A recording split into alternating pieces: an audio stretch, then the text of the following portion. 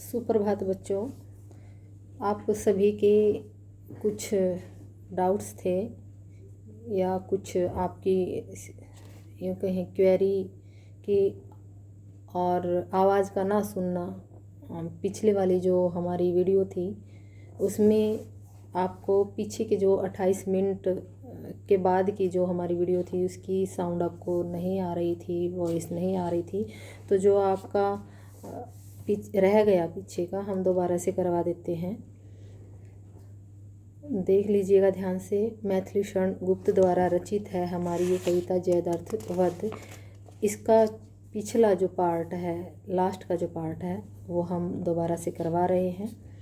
देख लेते हैं कि हे ईश, इसमें क्या कहा था कि हे ईश, बहु उपकार तुमने सर्वदा हम पर किए, उपहार प्रत्युपकार में क्या दें तुम्हें, इसके लिए है क्या हमारा सृष्टि में यह सब तुम्ही से है बनी, संतत ऋणी है हम तुम्हारे, तुम हमारे हो धनी।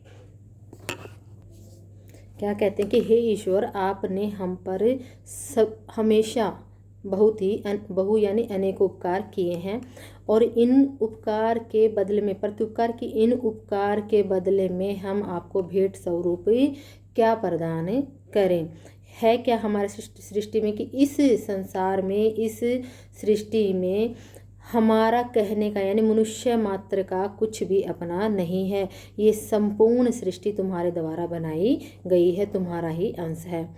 संत ऋणी है हम तुम्हारे, इसलिए हम हमेशा से जो संत जन है, जो मनुष्य है, वो हमेशा से आपके उपकार के कर्जदार रहे हैं। तुम हमारे हो धनी और आप ही हमारे स्वामी हो। जय दीन बंधु सौख्य सिंधु देव दे दयानिधि की, हे दीनों के बंधु, हे सुख के सागर, हे देवों के देव, हे दया के सागर, तुम्हारी सदा ही जय हो। जय जन्म मृत्यु विहीन शाश्वत, हे जन्म और मृत्यु से विहीन सदा शाश्वत रहने वाले, अमर रहने वाले, आपकी जय हो।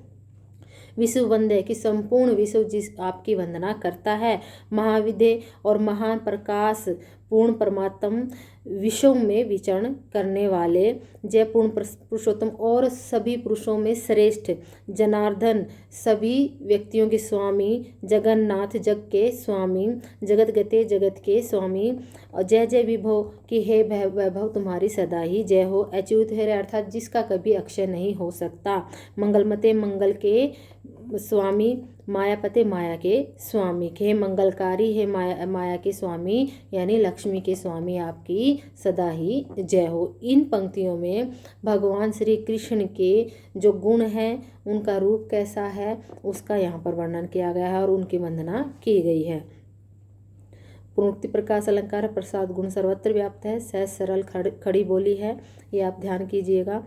कहते हुए यूं नृप युधिष्ठिर की, इस प्रकार से भगवान की अर्चना करते हुए, उनके गुणों का गुणगान करते हुए, जो युधिष्ठिर जी श्री कृष्ण के गुणों का गुणगान करते हुए, यानी यहाँ पर श्री कृष्ण क्या साक्षात पूर्ण परमात्म प्रकाश हैं, यहाँ पर उसका ये उल्लेख किया गया है कि कहते हुए यूं नृप युधिष्ठिर मुग्ध होकर रुक गए, तत्क्षण अचेत समान फिर प्रभु के पदों में झुक गए। कि इस प्रकार से भगवान श्री कृष्ण के गुणों का गान करते हुए राजा युधिष्ठिर मुग्ध होकर अचानक से रुक जाते हैं, अर्थात उनका गला रुद्ध आता है, वो कुछ बोल नहीं पाते हैं और तत्क्षण उसी अक्षण वो अचेत अवस्था यानी अचेत से होकर प्रभु के श्री कृष्ण के चरणों में गिर गए, झुक गए और बढ़कर उन्हें हरि ने हृदय से हर्ष युक्त लगा लिया। और जैसे ही वो उनके चरणों में गिरे, झुके, वैसे ही आगे भगवान श्री कृष्ण ने बढ़कर युधिष्ठिर को उठाया और उन्हें अपने गले से प्रसन्नतापूर्वक लगा लिया। आनंद से सतप्रेम का मानो शुभ आलिंगन किया और इस प्रकार से ऐसा लग रहा था जैसे वो जो पल था युधिष्ठिर का गले लगाना, श्री कृष्ण के द्वारा युधिष्ठिर का गले लगाना, ऐसा प्रतीत होता है जैसे आनंद का सच्चे प्रेम से शुभ आलिंगन हो रहा हो। वह भक्त का भगवान से मिलना नितांत पवित्र था कि इस तरह से। तो इन पंक्तियों में आनंद और सच्चे प्रेम का शुभ आलिंगन जब हुआ तो साक्षात उस समय वो पल सभी के लिए अत्यंत ही सुखदायी था। वह भक्त का भगवान से मिलना नितांत पवित्र था। आगे कवि कहते हैं कि यह युधिष्ठिर और श्री कृष्ण का जब मिलना हो रहा था, वह भक्त और भगवान का वो मिलना अत्यंत ही पवित्र था। और प्रत्यक्ष ईश्वर जीव का, और ये जो मिलन था ये साक्षात ईश्वर और जीव आत्मा का मिलन हो रहा था। संगम अति विचित्र था, और यह जो संगम था ईश्वर और जीवात्मा का जो ये संगम हो रहा था ये अत्यंत ही विचित्र था, अर्थात अन्यत्र ये दृश्य देखना दुर्लभ है। मानो सुकृत आकर स्वयं ही सील से थे मिल रहे, कि ऐसा लग रहा था मानो, यानी ऐसा लग रहा था मानो अच्छे कर्म स्वयं आकर सील से मिलाप कर रहे हों। युग श्याम गौर सरोज मानो साथ ही थे खिले, और उस समय ऐसा लग रहा था जैसे श्याम वर्ण, यानी श्याम वर्ण का और गौर वर्ण का जो कमल था, एक नीले रंग का और स्वर्ण जो रंग का कमल होता है, वो दोनों एक साथ साथ खिल रहे थे, कि श्याम वर्ण और गौर वर्ण के सरोज मानो एक साथ खिल रहे हों। करने लगे सब लोग तब आनंद से जयनाद।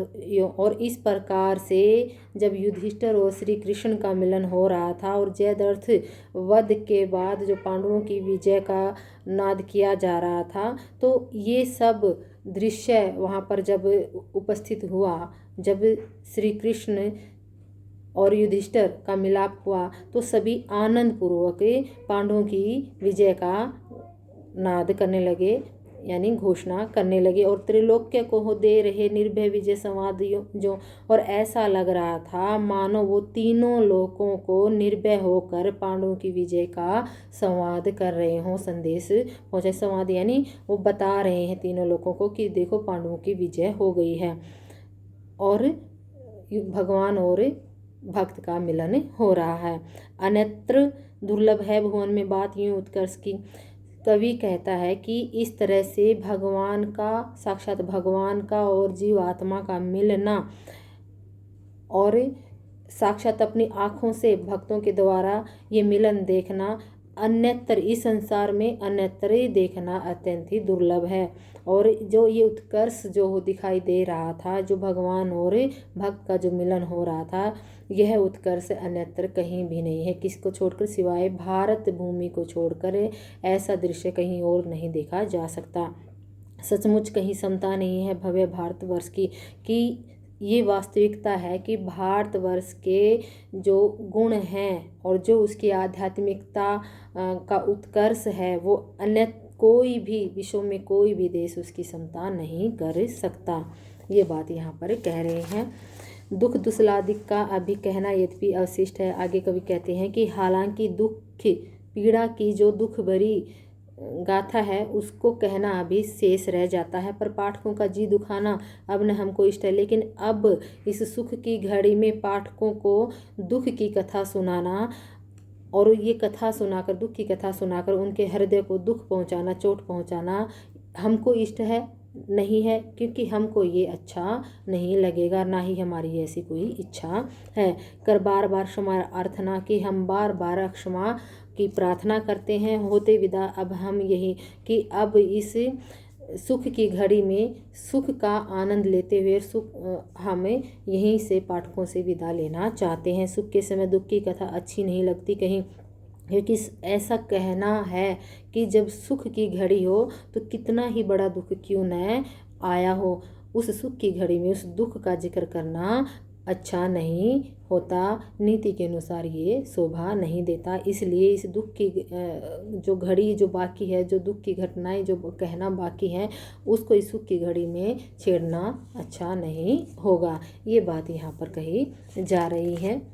तो इस तरह से ये आपकी जो कविता है ये पूर्ण होती है। जो विशेष है हम कर लेते हैं इसमें थोड़ा सा।